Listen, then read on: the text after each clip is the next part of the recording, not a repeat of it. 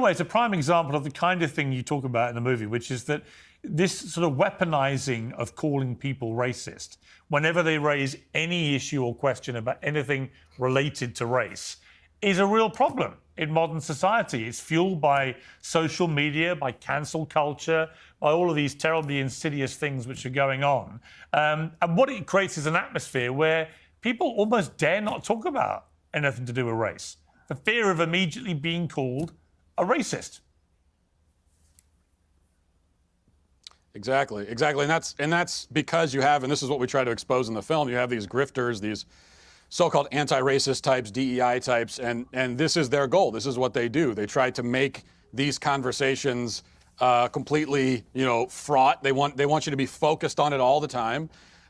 They come to you and they say, oh, you think you're not racist because you think racism is a simple thing. If you don't hate people of other races, you think you're not racist. But actually, you are racist. And the fact that you think you aren't racist is just more evidence that you are even more racist than you thought.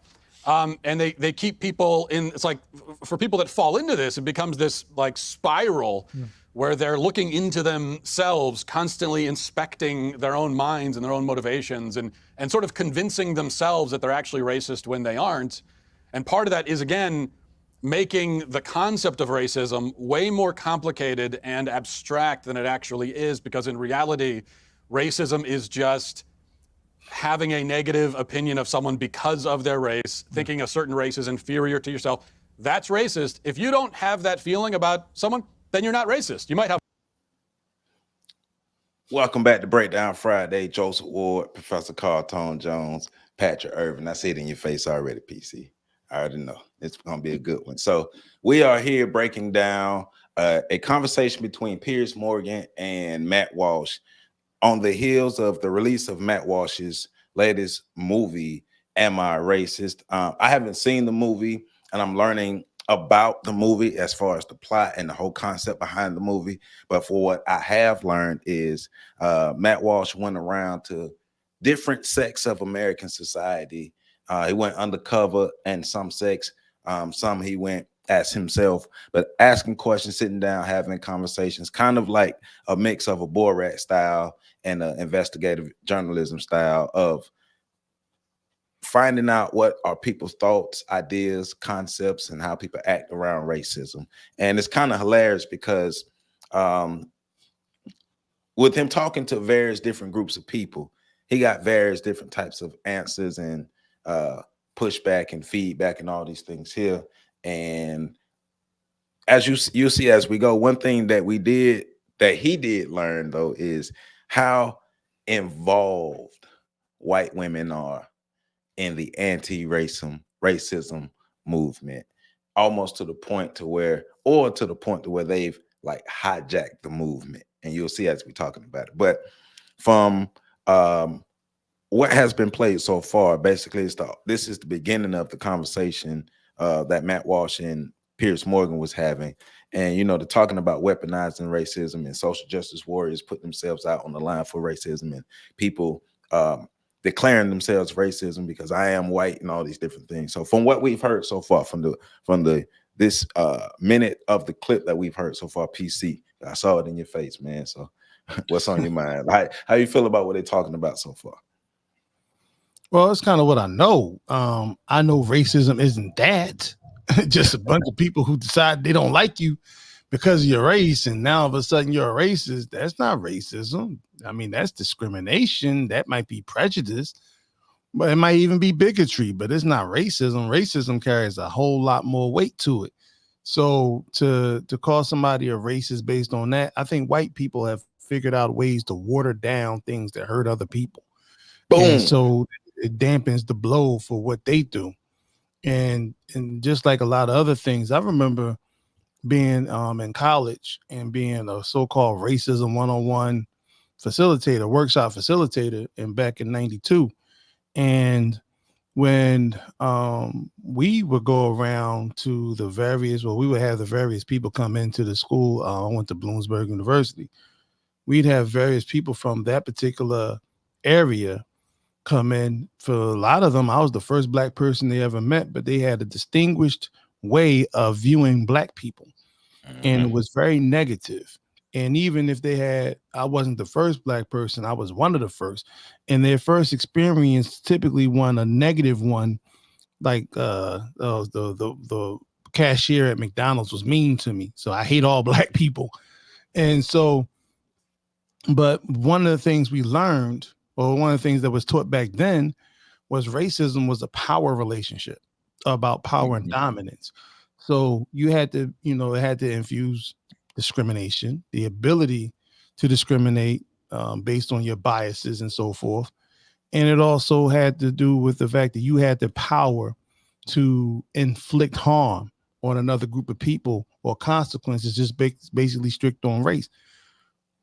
Black people don't have that. Right. We can be bigots. And I know a lot of black people that are bigots. You know what I'm saying? I know a lot of white people who are bigots too. You know, we can, like I said before, we can discriminate in the small sections of the world. So you come into my neighborhood, I can make you feel uncomfortable. Right. But at the same time, I don't have the power to influence your economics, your politics.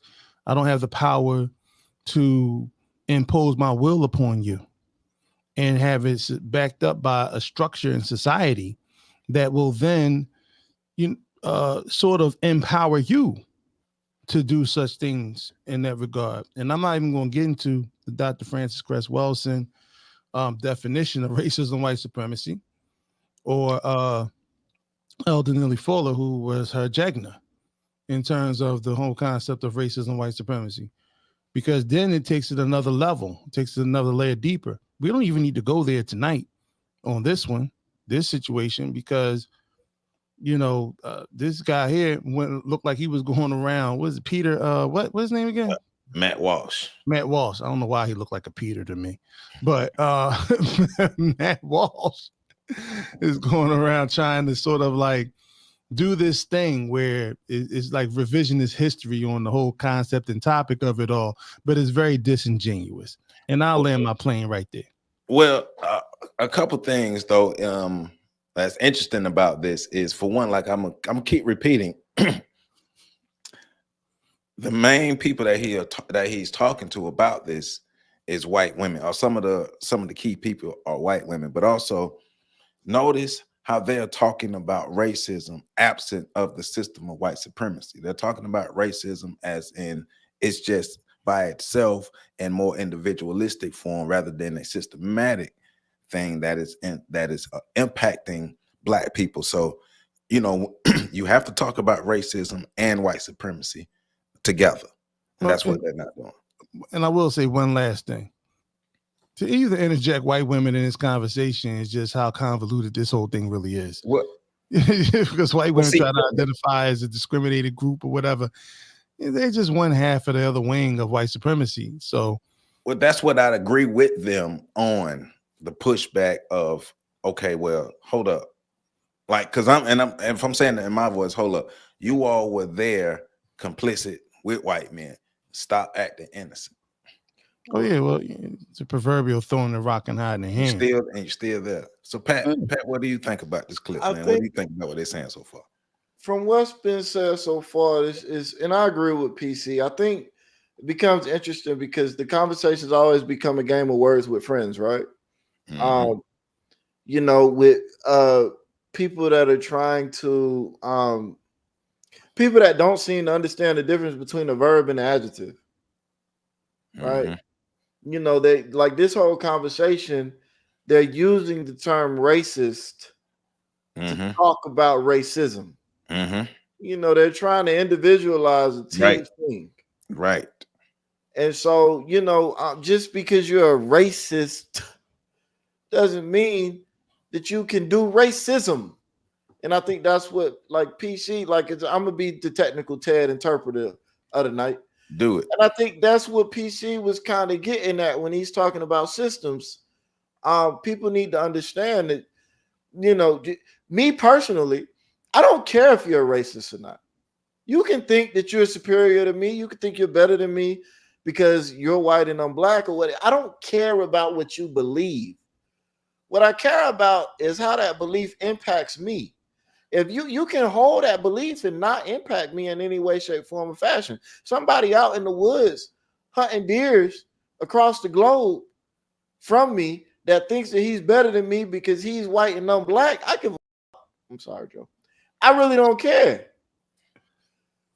Now, if this person opens a business that produces all of the or 90% of the meat in the global market, and that belief causes them to sell me meat at an elevated price, okay, well, now I care. Because now that racist belief has become a part of a system of racism that keeps me down. That person could also start that same business, have that same belief, and charge me the same rate that they charge somebody else. Yeah. So I think that's one of the things with like I hear when I'm listening to this clip is that they're talking about being a racist. And then trying to ignore the fact that when people are having these conversations, they're talking about racism. And I think that's because in general, we allow conversations about racism to be hijacked by talks about racist. Right. And, Two main points in this. No, those are like the two main points of what racism actually is and how the conversation about racism has been hijacked. Because like you're saying, they're talking about racist. It's been individualized. The term racism is being used, but they're talking about being a racist, and they're still not including the system of white supremacy, because the system of white supremacy existed before racism.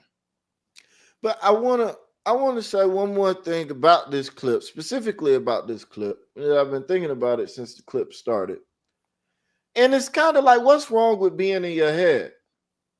Because he said they want to get people all in their head, bogged down with all these thoughts. That's what people should be until they figure it out. You should be in your head, bogged down with these thoughts. And if you can't process those thoughts, then maybe that's a sign that you should not be engaged in this conversation. Well, of course, white men supposed to push back.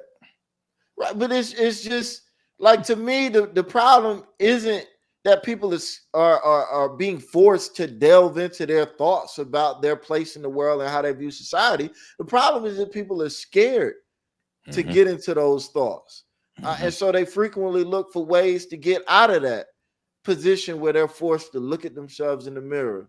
So, and then people are trying to control the narrative on both ends. It's always funny to me because these people will say stuff like, because they think that we believe this and they want us to do this and they this and they, and it's like, no, but you're not even listening to what they're saying. Right. But it gets even more. That's on both sides. It gets even more interesting. Let's keep going. Other flaws, we all do. Right. But you're not racist. Congratulations. You can just move on from that. But they don't want you to move on. No, exactly right. And also, it diminishes people who suffer from genuine racism and their validity of their cause, because there's so much other stuff being thrown out there which just isn't racism. And so actual racism gets kind of lost in the wash. I want to just show viewers who've not obviously seen the movie yet, which is, I can't encourage them to do it enough. It's fantastic. This is a clip from the trailer for it. Let's be clear what's happening in this country. It's Nazism. Republicans are Nazis. You cannot separate yourselves from the bad white people. Growing up in the 90s, I never thought much about race. Sure, you noticed, but never really seemed to matter that much, at least not to me. Being a white, straight, cisgender man, it's the top of the pile. I'm on the top of the pile. That's me. Am I racist? I would really appreciate it if you left. I'm trying to learn. I'm on this journey. Can you please leave? If I'm going to sort this out, I need to go deeper undercover. If I want to be an ally, I need to look like one.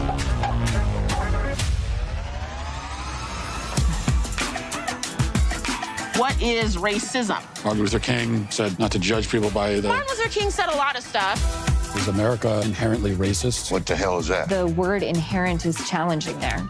America is racist to its bones. All of the... So inherently. Yeah.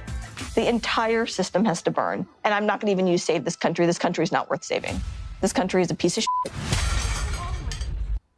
It's kind of terrifying, you know, and but riveting. You go undercover, kind of Borat style. It's great.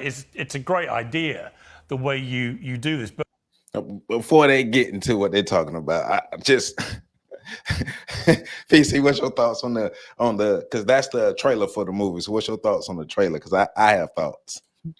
I just started laughing when he decided he was going to go undercover. and he tried to effeminate himself and put the ponytail in the back and started talking more so like he was a member of the LGBT community. And I think that's a funny thing because it sort of like creates this paradigm where you think that there's an allegiance between the Black community and LGBTQ in terms of all those things, when really when you think about the LGBTQ, they basically stole all the talking points and all the political positions that Black people had during the civil rights movement and sort of leapfrogged ahead of Black people in regards to becoming that what do they call it? The protected class, the class that needed protection and all those different things. So I thought that was hilarious just watching that take place. That's why I was trying to hold it in. But you know, it's interesting. So I was watching a video earlier of Matt Walsh and Jordan Peterson, and Jordan Peterson was basically telling him because if you watch some more of the clips of that Matt Walsh has on his channel about the movie, in some spaces that he went in his undercover thing, he was found out. So Jordan Peterson was like, because you're talking about the image, Jordan Peterson was coaching him on his voice. Like, you have to speak like them. You have to have a higher tone and you have to have a softer pitch. Because, you know, you go in there sounding like a confident man. You got to lighten that up. And I was like, that's interesting that you said that going in. Jordan Peterson said what he said. Yeah. Jordan Peterson knows the whole game. So, but you know, aside from that, when you first start off, there's a table full of white women and one sister there, and it seems like she is sort of like we could tell this is a table full of feminists, and so the sisters aligning with all these white women, which is kind of like suspect to me in regards to that, because it speaks to who she identifies possibly as a peer group. But I'm not going to dig too deep into that. Have you seen? Have you? I want to find a clip of that dinner. And we got to break that down. That's going to be a good breakdown. Basically, that's, from my understanding, that Black woman and another Black woman, I can't remember their names, but they are going to mention their names. They go around and have these dinner with well-to-do white women and get them to realize their racism and their white guilt and to help them try to get over it. So they basically, these women pay to have somebody come and tell them how racist they are and how messed up they are and how they contribute to the system and all these different things, which is utterly useless, because the thing is, like, they're going to go back and you talk to the white women so they can go back and educate their husbands, because it's the white men. Yeah. Good luck with that. That kind of reminds me of all the white folk that used to go onto the cotton plantations and sort of like pay their penance for slavery. So they would be out on the plantation for a day picking cotton, and then, you know, it would cleanse their soul of all the sins that were committed by their forefathers. When I see what was just presented in that clip is basically Matt Walsh is making a mockery of the whole concept and the conversation around racism because it's watered down. Well, it's just, as he said, as a white man, you don't deal with racism until you come across somebody that's not white. And most of white America can spend their entire life living a lifestyle that doesn't come in contact with Black people. You watch like the show Seinfeld, the show Friends, it actually exemplifies the fact that they can go their entire existence and barely bump into anybody Black. They don't have to deal with the consequences of being of racism. They don't have to deal with the consequences of being turned down for a bank loan because they're white. They don't have to deal with the consequences of redlining. They don't have to deal with the consequences. Like the most they'll deal with is the fact that somebody Black will make them feel uncomfortable about their privileges being white. But that's sort of glossed over because they get to go home again. They get to leave that situation and brush it off. And not to mention the fact that they're the recipients of ill-gotten goods. So you live in a country where 98% of your wealth came from somewhere where blood was shed, and now and people were demonically oppressed, and you benefited from that. And so you come outside, the sun is shining. It's like the mayor who went to the projects in Chicago in the 70s and decided that he was going to prove that you could live on a welfare check for the month, and he stayed in the projects, but he had police protection, and he sealed the back door so nobody can come in the projects. So he stayed there for a month and said he lived comfortably off of a welfare check and food stamps. You know what I'm saying? But he only did it for like I don't even know if it was a whole month. I think it might have been a week. Grifting. So when you leave, you go back to your mansion or whatever. And I'm not saying all white people go back to their mansion, because I've been in Mississippi and I've been in Tennessee. So I know white folk ain't all going there. I've seen some things in Texas. I know white folk ain't all going to their mansions, but the bottom line is, and here's where the real, like, the gist of it all. George Wallace, who was the racist governor, who was the anti-black white supremacist governor of Alabama, once said that if poor whites and black people ever got together, they can rule this country. But the benefit is all they have to do, and I think LBJ said the same thing. Lyndon Baines Johnson said the same thing. If all we got to do to maintain our control over poor white folk is to tell them their whiteness makes them better than the richest black person, we'll never have to worry about them aligning with black people and fighting against the true enemies of the state. You know, the engineers and the proprietors of white supremacy themselves. You never have to worry about them facing them, because they'll always be at odds, and they'll always be the protectors of whiteness against black people. Right. Hey, Pat. Yeah. Did you notice how boisterous and radical the white women were in the trailer? Yeah, And she said, America is racist and needs to burn. The white women are saying this. This is hilarious to me. No, I think, like, I was laughing because the thing is, it's comedy to me. It is. But that part, I'll be honest, it triggered my white woman fatigue. You know, I'm just getting over it. For those of y'all that don't know, I've been doing Professor Carl and Joseph have been giving me a lot of therapy for my white women fatigue, because I'm at a time in my life where I'm experiencing a lot of white women. And they're sharing their thoughts, and listening to white women's thoughts can be quite draining on non-white people. Social justice warriors, man. Y'all is And so that part, like, her saying Republicans and Nazis, I thought that was amusing. But then when she started talking about America needs to burn, because I'm like, as a white woman, you have benefited more from racism than anybody else in America. Period. What are you talking about? Bar none. You have benefited more from white privilege than any other white person on the history of this earth. You in particular, lady. No, I'm not even talking about white women now. I'm talking about you. You in particular have benefited more from white privilege than 95% of the white people walking the earth will ever even get to use. Like, the fact that you can sit at a table and say what you just say that. So, but then, you know, it also, to echo PC's point, black people oftentimes, and I'm gonna always bring it back to black people because that's what I'm talking to. But black people oftentimes forget just how small of a percentage of the population we are. 70% of white people don't have any non-white friends. Mm-hmm. None. There was a study done in 2013, I think it was. It was 75% of white people at the time had all white friend groups. They just updated the study in 2022. It's a pre-report. It said that 73% of conservatives, 66% of liberals and progressives, Democrats, and 66% of independents. Basically, 70% of white people still have majority white friend groups. At least 3 out of 4 of their friends are white, or they have no black friends, no non-white friends at all. They don't hang with y'all. They live in a whole different world. Right. The only time you should, and I want black people to understand this, because this is how you understand why they get so tired of you complaining about them on their TV screens, because that's the only time they see you and you're whining. Yeah. Every single time they see you whining.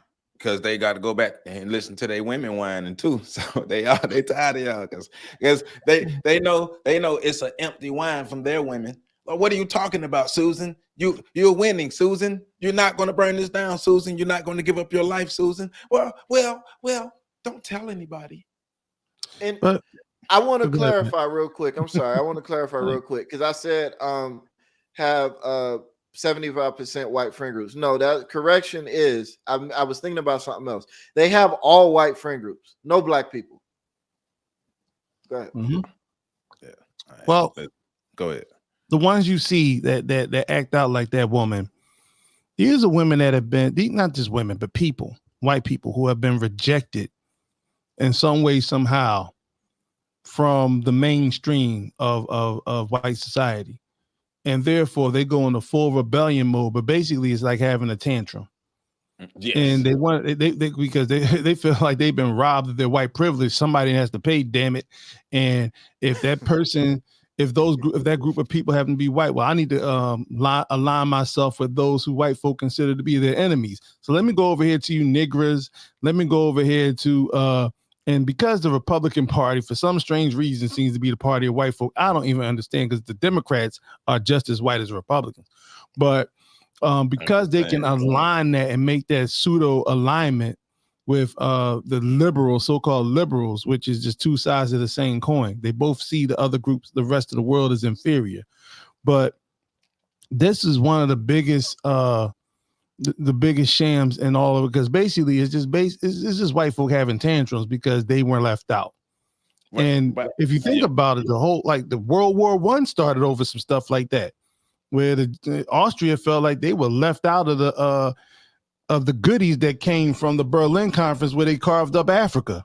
And that literally was like, okay, well, we're gonna take out y'all, we're gonna take out y'all king. And that literally was the first shot fired during the World War I.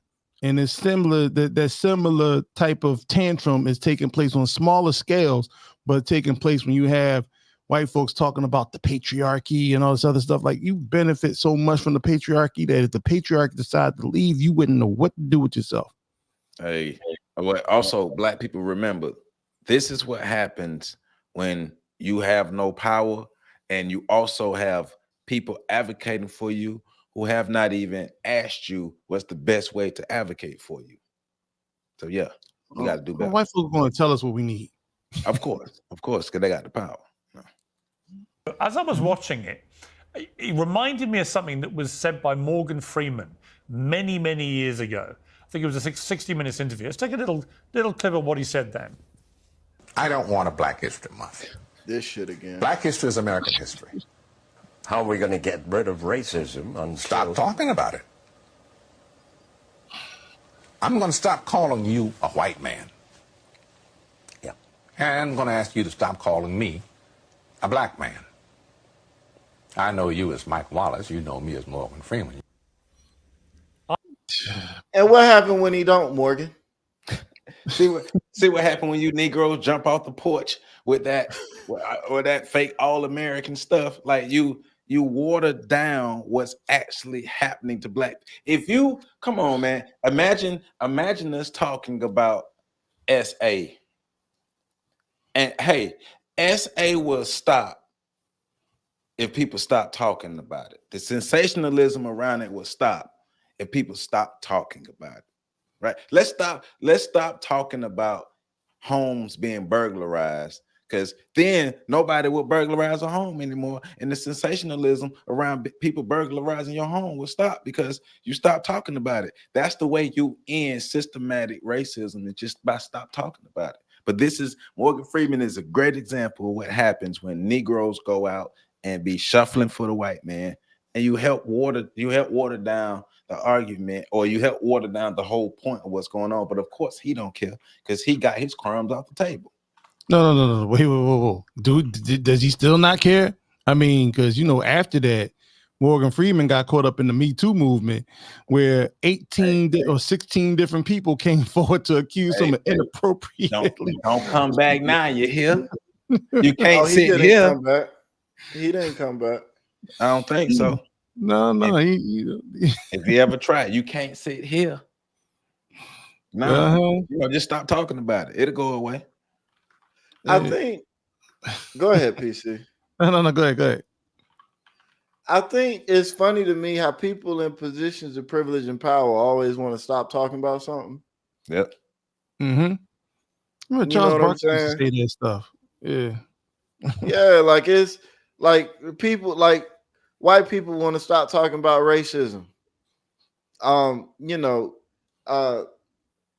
People that don't have a fear of being essayed want to stop talking about it being essayed. You know what I'm saying?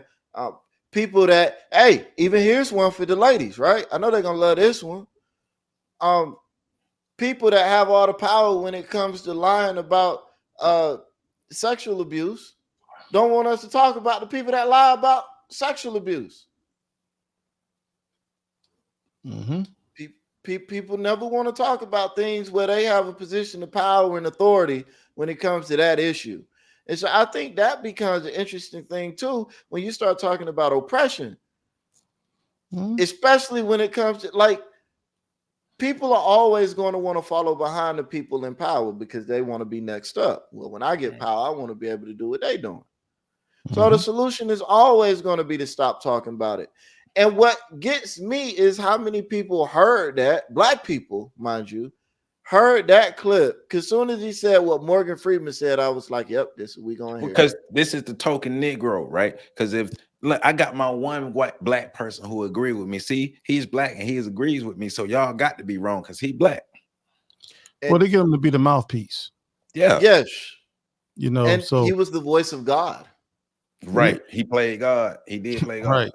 So God, the president, everything, any power and authority, and the voiceover for most of your documentaries that we've been hearing. An authority. So that makes him that Shawshank Redemption role made him an authority on racism. Right, but it's like, all right, I don't even, and I know Morgan Freeman believes it. Look at his face when he said it. I believe it. Like he said it like he was like dropping some revolutionary. Stop talking about it. I'm going to ask you to stop calling me. Right? Like,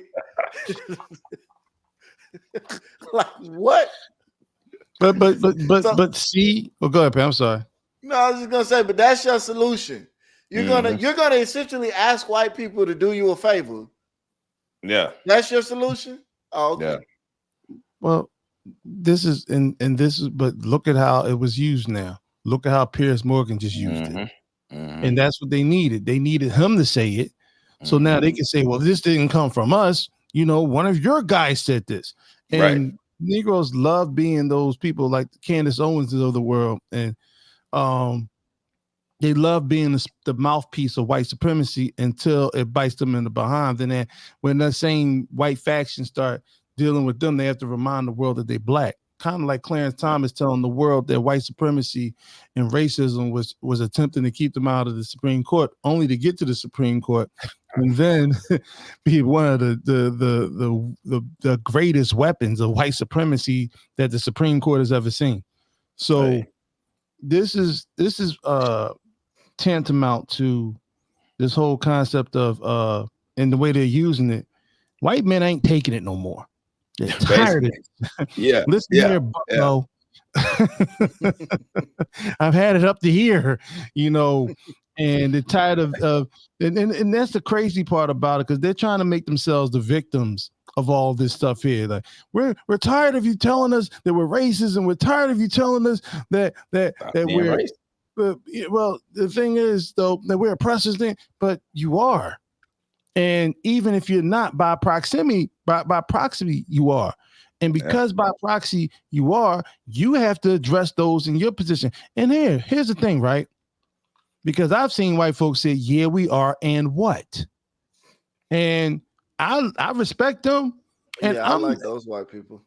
Yeah, listen, I'm not mad at the system of white supremacy for operating the way it does, because they're doing was morally correct for their race. They're making sure that their race stays in power. They're making sure that they dominate social, economic, and political areas, not just here, but globally, to ensure that they have a future for their nation. I'm more upset that black people don't think like me. We don't have to move in the same exact ways they do, because they do some wicked things. Say it. Black people need to start taking ownership for the controls of our nation, our future, and our ability to amass power, and do so from a perspective of not just holding people accountable, but making sure we're going to be good for the next few years. So just like you see with this election, people are talking about, well, if Donald Trump gets in office, it's going to be, you're going to put us back in chains. You going to let somebody put you back in chains? What happened to all that black power that we talk? Took it right out. But I couldn't have said it no better. I was gonna say, took it right out of my brain. Let's move forward. I ain't even got to say nothing. I love the simplicity of that from Morgan Freeman. He wasn't saying there isn't racism, but he's saying the way to stop this incessant stuff that you've exposed in your movie is to just stop making it such a big issue all the time. Right, exactly. And you know, I also, we thought about that moment from Morgan Freeman when we were making the film. I don't know if you were to ask Morgan Freeman today, would he say the same thing? I hope so. I'm not sure. And it really is that simple. Now, there are people who could go too far on the other end and say, you know, actually race, it doesn't even exist. It doesn't matter at all. It's completely irrelevant. I mean, it's a real thing. It matters. It's part of who you are. Just like I'm a man, that matters. It's part of who I am. But with race, it doesn't need to be the central focus of you know, every interaction that you have with someone. You can notice, oh, that person's of a different race. Fine. It doesn't matter until your daughter's dating a black guy. It doesn't matter until you end up in that black neighborhood that terrifies you to death, and then you're in that neighborhood at night. It doesn't matter until your child is competing against a black person, a black child, for a scholarship or entrance to a college, like that little white girl down in the University of Texas who sued the University of Texas for reverse racism discrimination, because she wasn't given a scholarship she wasn't admitted into Texas University back in, I don't know, it's about 10 years ago. And because she wasn't admitted, she sued the school because she said that they, what is it? I forgot what damn it. I hate when I had these little brain farts. Affirmative action laws and policies kept her from going to college and things of that nature. So to say that these people who try to pretend as though race should be dropped into a level the race should not, that should be dropped into a level in terms of lower priorities, in terms of how we deal with each other, that's bull. I know you're going to get that, Joe, but that's BS, because the bottom line is race is how America was formed. This institution of racism is how America became a world global power. Free slave labor is how America became a global power. And the fact that if race didn't matter, then y'all would be on the front lines for reparations. If race didn't matter, we would be in the front lines of repairing. America has repaired everybody else financially, even people that they didn't imprison or people that they didn't war against. Because I know Israel gets a check every year from America. Billions. Great point. If race didn't matter, black people would have had reparations. Right. And then we still wouldn't be dealing with the stuff that happens nowadays where you know, the system of racism wouldn't exist if race didn't matter. But here's like, if you ever watch the news, and I follow this stuff closely, and I know Pat about to jump in. When I watch the news and a crime is committed, when the suspect is white, you won't get a picture, you won't get a name for a few days, and if you do get a name, it'll be somewhere deep down in the story where you won't find it, because most people will lose interest by the time you get to that place in the story. When a suspect is black, their mugshot is put on TV. Their mugshot is put on the front page of those news articles. And not only is it mugshots, they'll give the street where that person lives on. Yeah. In regards to that. You know what I'm saying? Yeah. race matters, man, and whether they want to admit or not, it does. Like I was watching a video earlier this week, probably yesterday, and there was this Indian lady. I guess this couple of this Indian lady and this black guy, and basically talking about why they don't talk to her family.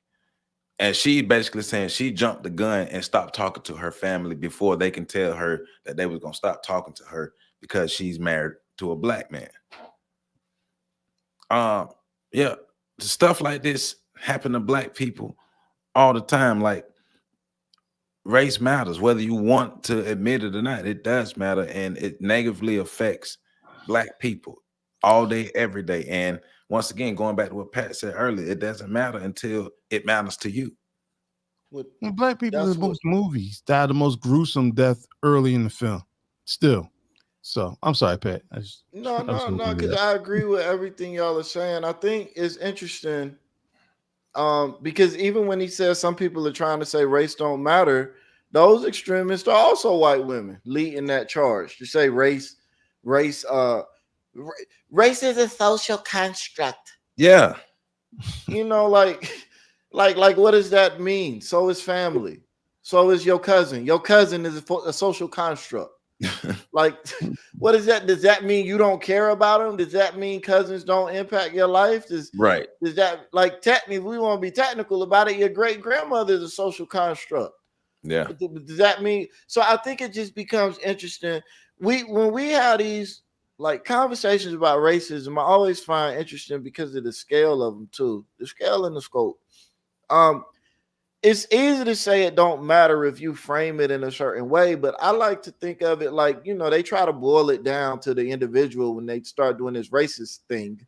But then the other thing is the smallest unit of racism is family. Like that's the smallest unit of racism.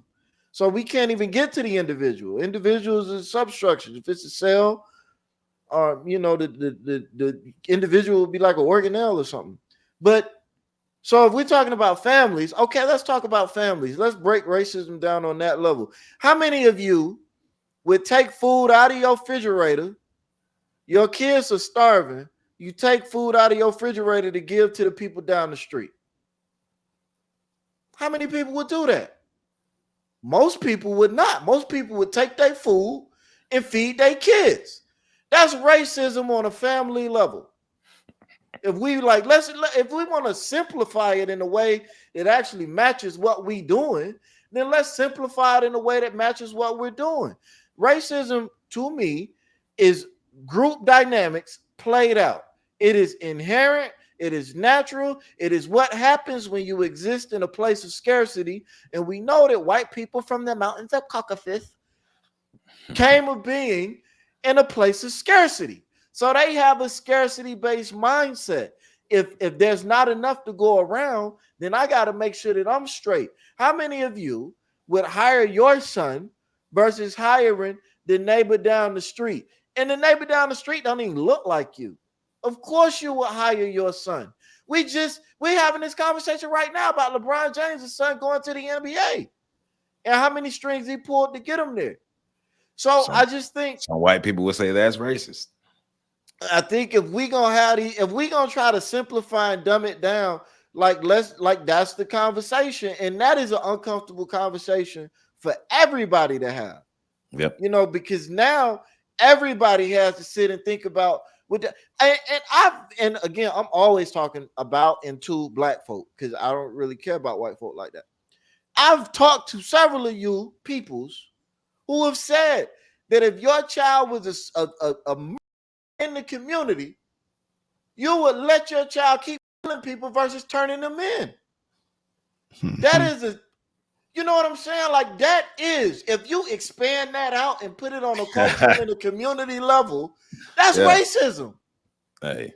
It's just something different on a family level. You see what I'm like? Am I making a point? I'm making a point to me, but I need to know that it's connected. We get you. We get you, my brother. We get you. Question is, do they get you over here? But yeah, we Oh, no, they don't get me. They don't get me. Nah, I perfectly understand what you're saying though, because what you're really saying is they're taking care of their clan. Right. You're getting down to the technicalities of it. Like, see, I can at be the end of the day, I'm going to look out for mine before I look out for yours. Like Dr. Amos Wilson said, in the falsification of African consciousness, at the end of the day, if it comes down to white people taking care of their children and your children, they're going to take care of their children. But that's everybody. Now, I think we're the exception. We are the exception. Yeah, because oh man, I can't let them babies go like their post. But we are the exception because we are not a naturally developed people. Right. Let's move forward. Fine, and then you just move on with your life. And the thing is, when you talk, and we do this in the film, we go and talk to just normal people, both black and white, kind of living their lives a little bit outside of this DEI kind of world. And this is what you find, that it's not a major focus for them. And when you start asking things like, well, is America systemically racist? For these kind of normal people, the question almost doesn't make any sense to them.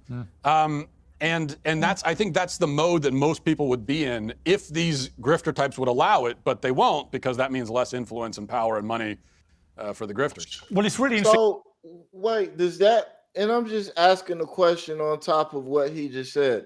So because most people don't see it as a problem, does that mean it's not a problem? And because they lack the understanding of what systematic racism is, that means we should just stop talking about it? That part really, like, that part caught me. I saw your face. I saw you. Yeah, because and Pat touched on this earlier. It's how they shift back and forth from a group dynamic to the individual. And so as individuals, they don't feel like this. And so now I'm going to switch over to the group dynamic, because now this part supports my argument. But if you look at the entire argument, it doesn't float. This boat don't float. And so when you hear, like when I heard that, it triggered me a little bit, because I've seen that navigation before. So when I can no longer support it, or when I have to address the group dynamic, I'm gonna come back to individual dynamics. And therefore, when I ask people, how the system of racism works and how it functions in their lives, well, personally, this group over here who does not have any other interaction with white folk other than going to work, coming home, really, some people, most black people in particular, have been educated in such a way to never even observe white supremacy from that perspective. But I don't have to understand what the system of white supremacy is to contribute to the ongoing of the system of white supremacy. I don't have to fully understand that. All I need to do is know that I don't like you coloreds. That's all I need to know. But on the other end of that is, look, bro, and if he had bothered to do any sort of real research, he would notice black people being honest with white people when asked questions about racism. Like, that's a well-documented, it don't happen. Right. Well documented. Black people are afraid to say white people around a group of black people. They point at their hand and say YT. Stop saying YT people. We know what you're saying. Just say white. And it's like that. That was well known back in the 40s and back in the 20s and 30s. It was well known that if you send a white person into a black community to talk to those black people, that white person was not going to get an honest answer from the vast majority of the black people they talked to, especially if the conversation was centered around race relations. Right. This has been well known for 100 years. Man, they still got the laughing barrels down there in Mississippi, where black people couldn't laugh if a white man stumbled or a white person fall. They had to run to a barrel and stick their head in the barrel, because if it was heard, there would be a penance or a consequence to that. Hey, man, look, okay. It reminds me a little bit of the mental health debate, actually. Maybe that's the subject of your next movie, I don't know, but if not, it could be.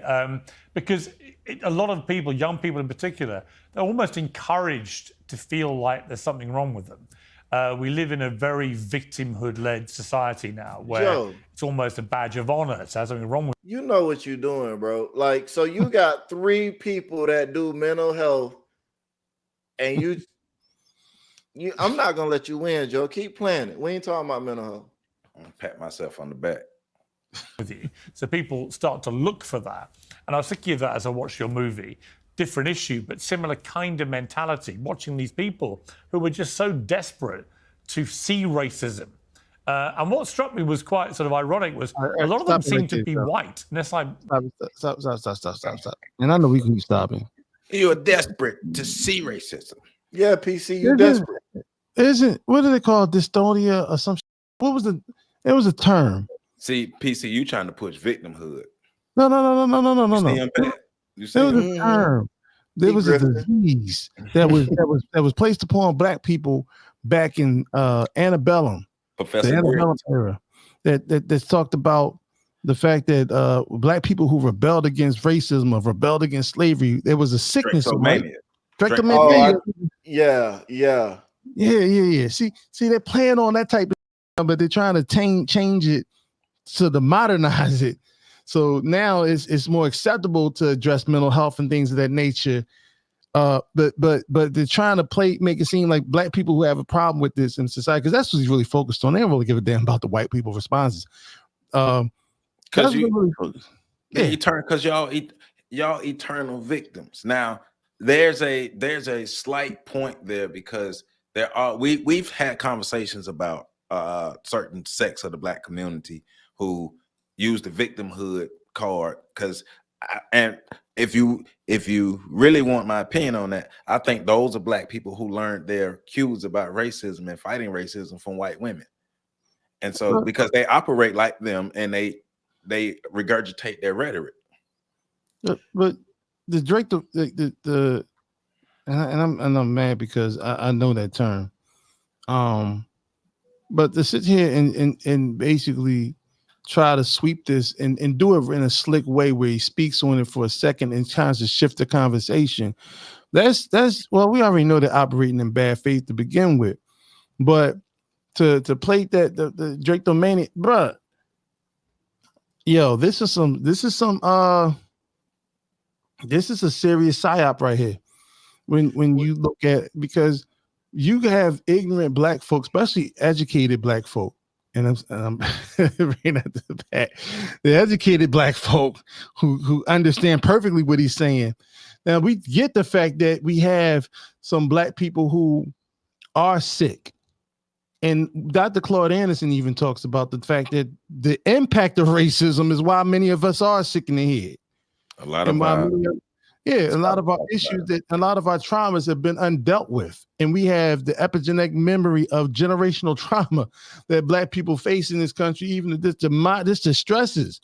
No, you just can't stop talking about racism because you right. So maybe we stop talking about it, then we'll stop dealing with the economic impact of racism in our communities. And now you get it. Now you get it.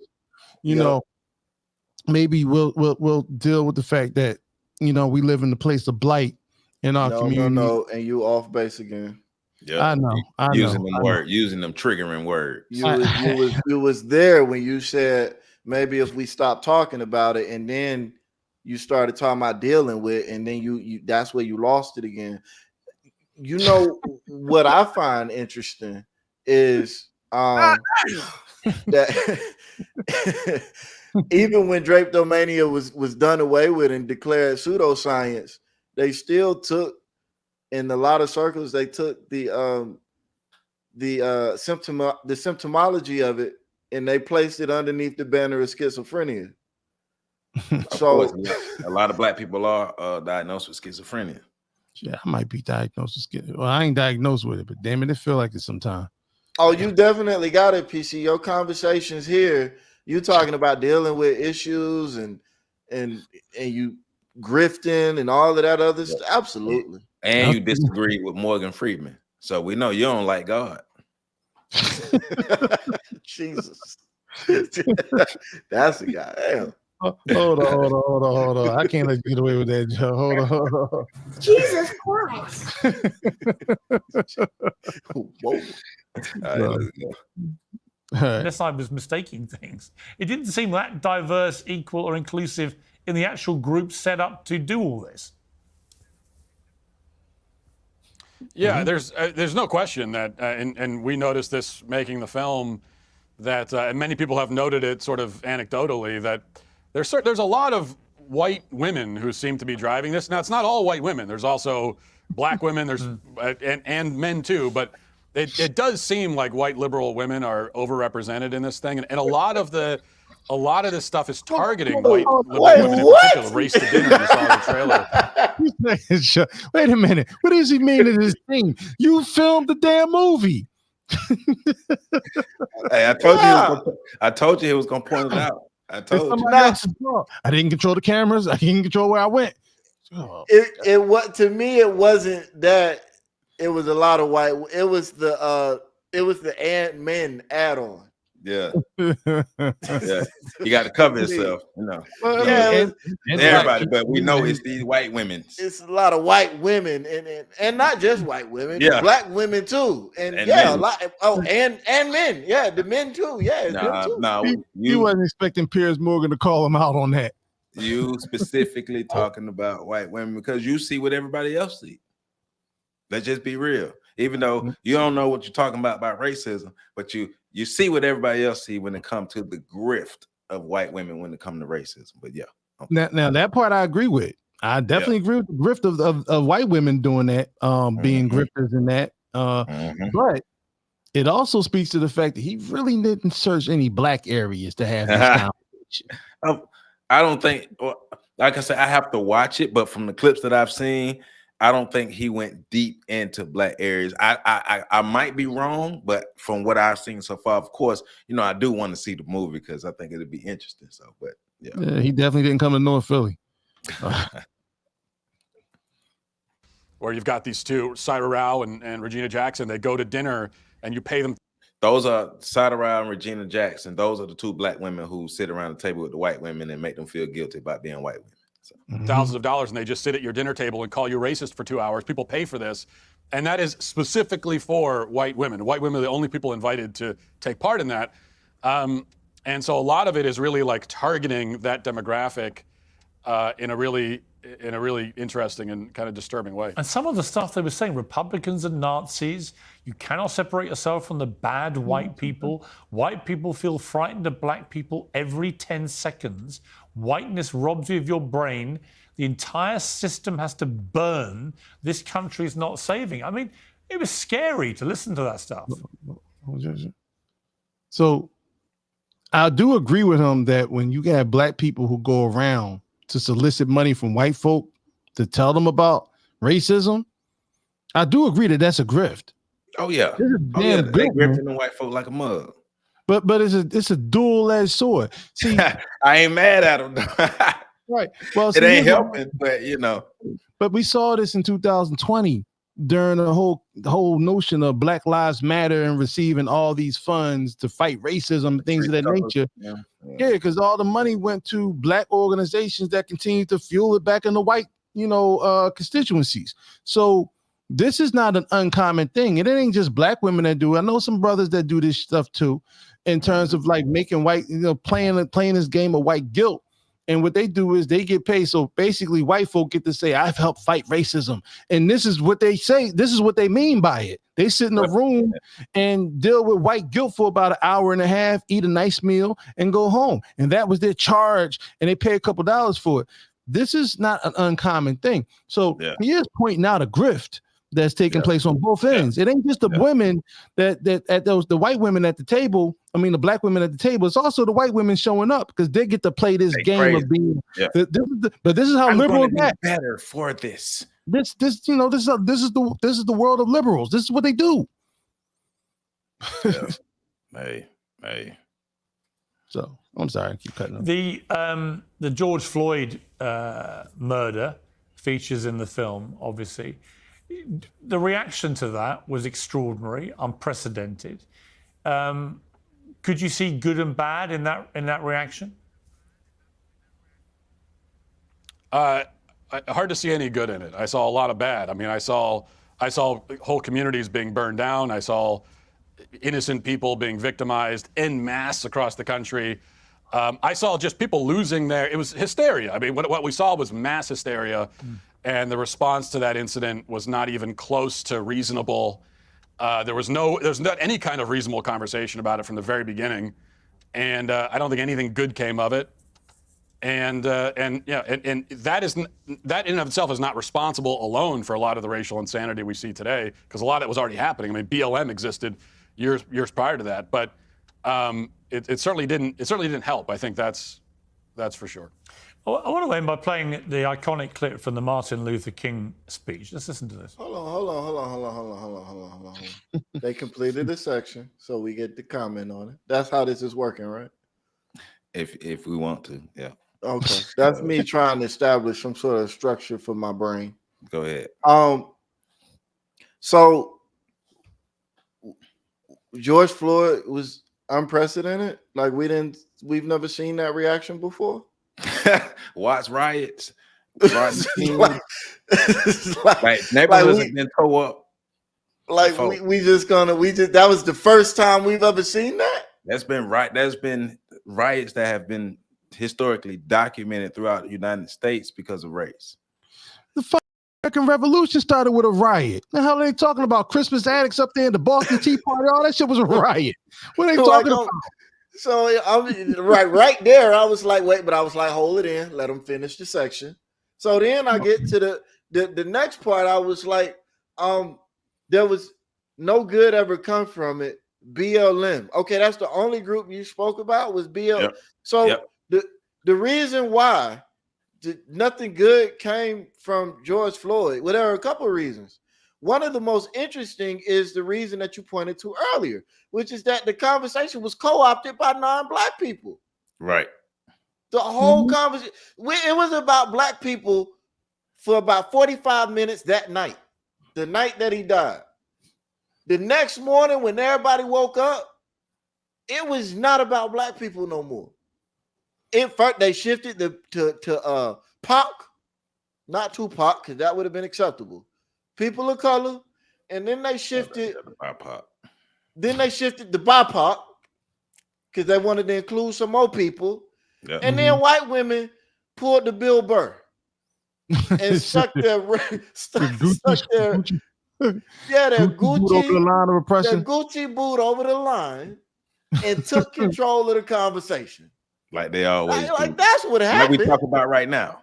But also this was a civil war between the conservatives and the liberals in the streets in their street fashion. So you had the Proud Boys representing the conservatives, who, in addition to the George Floyd thing, this is really what they don't even talk about. The riots were really about the fact that they were protesting the fact that people had to stay in their houses and people were tired of staying in their houses due to the C-19 restrictions that were going on. That was the real first part. But then you had Antifa, who saw themselves representing the liberals, and they were the actual ones leading all the burnings in the buildings. Yep. Like when I was driving through West Philly on 52nd Street, I saw groups of Black people being led by these Antifa folk. In fact, when I went to a protest downtown in Center City, Philadelphia, Antifa people were trying to stand next to me for photo ops.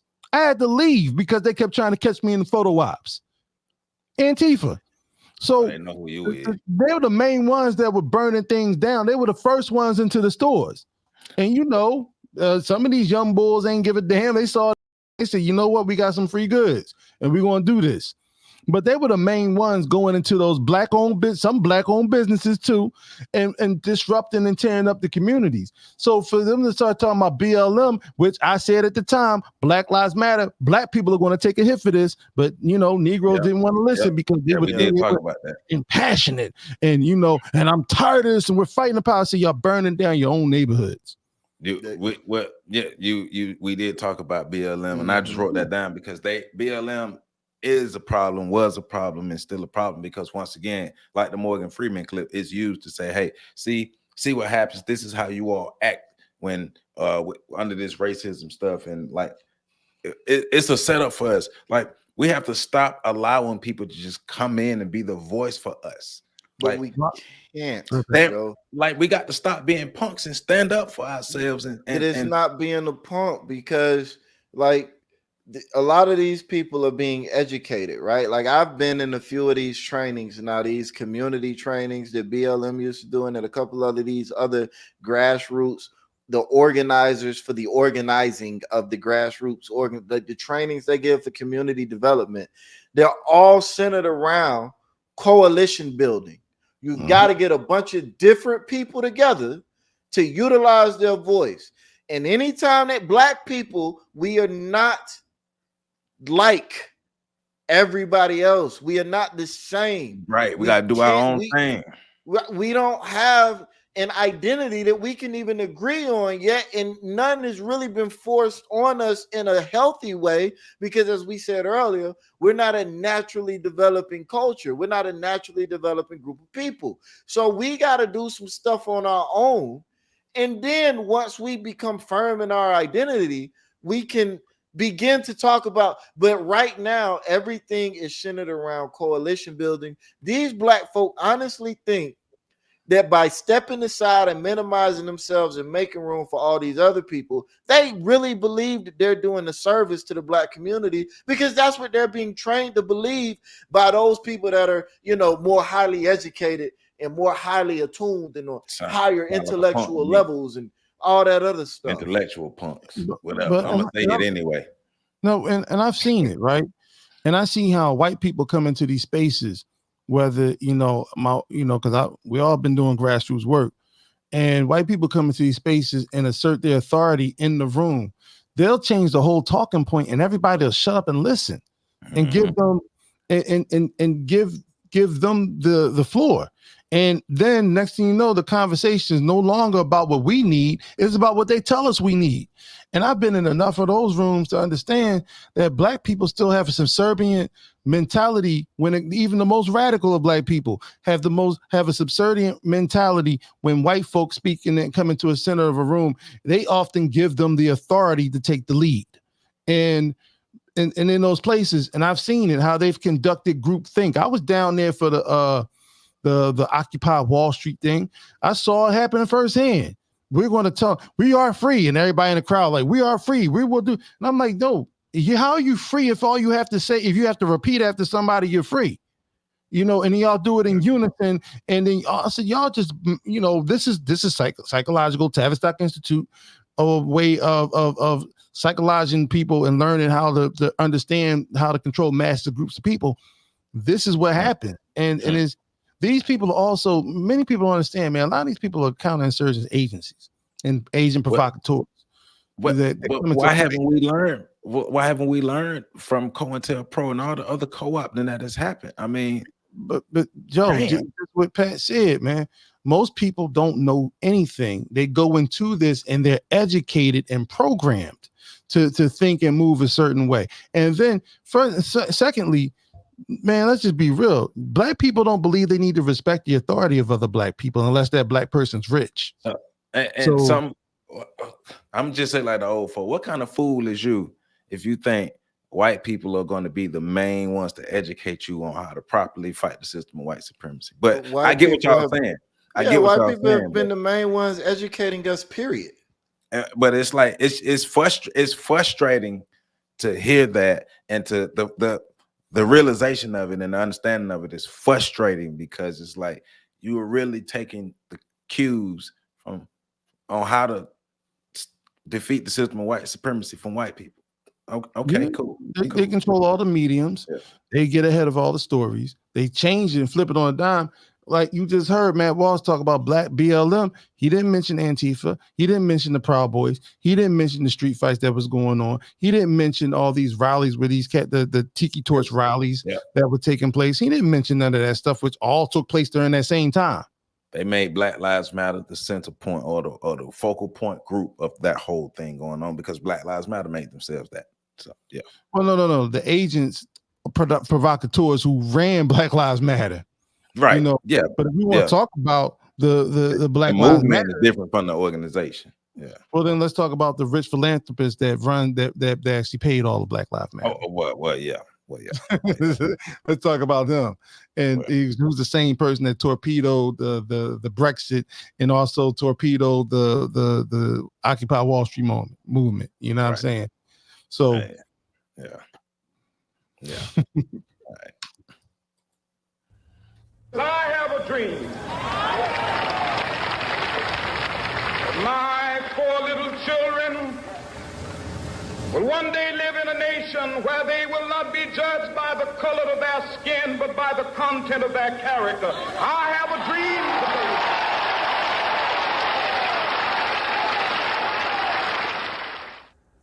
How do we get from that incredible speech to you having to make this movie?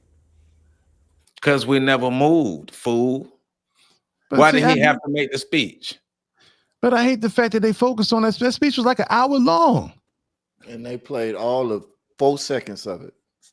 And I'm tired of it. Why didn't he play the part when he said that we're going to march back on, we're going to go to Washington, we're going to go get our check? Why didn't he play that one? Because you got to cherry pick Dr. King, you know. Look, why don't you ask the ones that assassinated King while we're still here?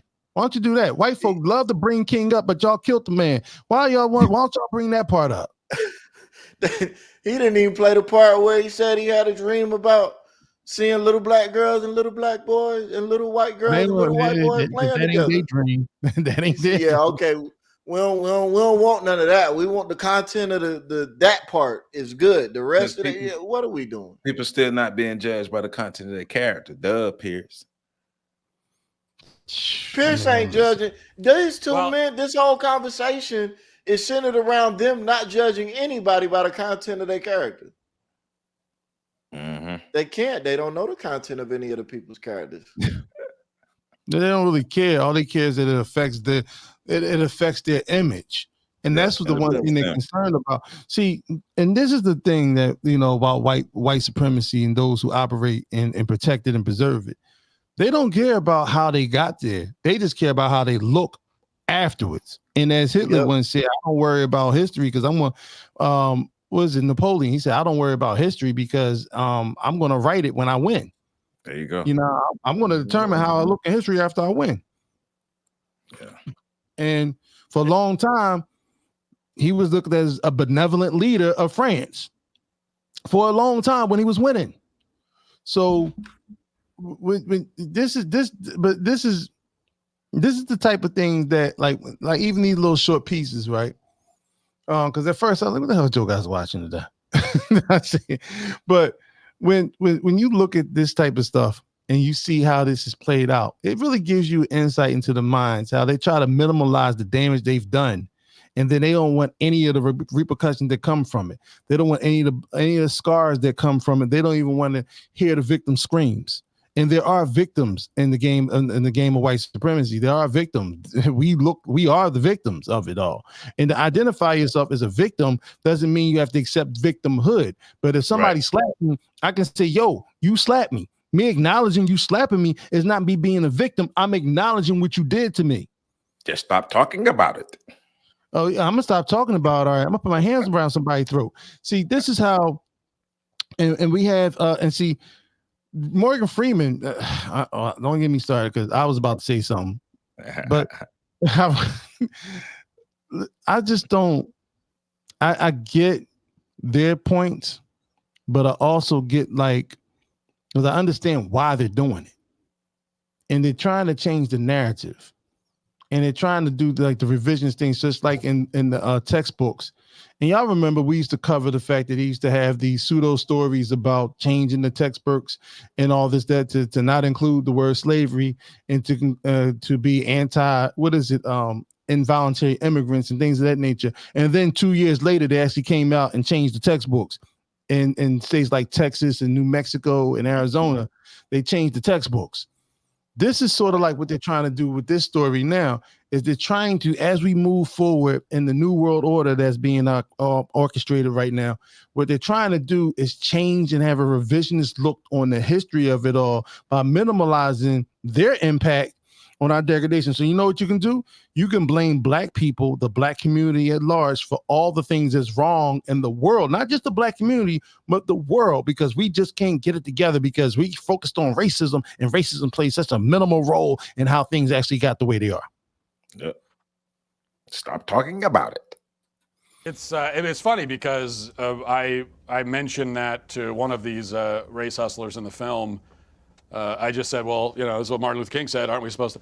And she said, well, Martin Luther King said a lot of stuff, which is true, and then proceeded to, well, did he not say a lot of stuff? Like, I mean, there are plenty of speeches that you can pick from. You chose that one for a specific reason. He did say a lot of stuff. What about that is not true, Matthew? I'm just saying, you could have picked any Martin Luther King speech, but you picked that one. Why did you pick that one? I wanted him to finish that statement because I wanted to see, because I hope she said what I thought she said. To tell me what the reality is in her mind. But I think it goes back again to like trying to create a situation. He's not going to give you what you want. Are actually, judged by their merits and all that sort of stuff. That's not the world that these people want to live in, because that takes a lot of this stuff out of the equation that they can use and exploit for their own power and benefit. What about the part where Martin Luther King said, "I've integrated my people into a burning building"?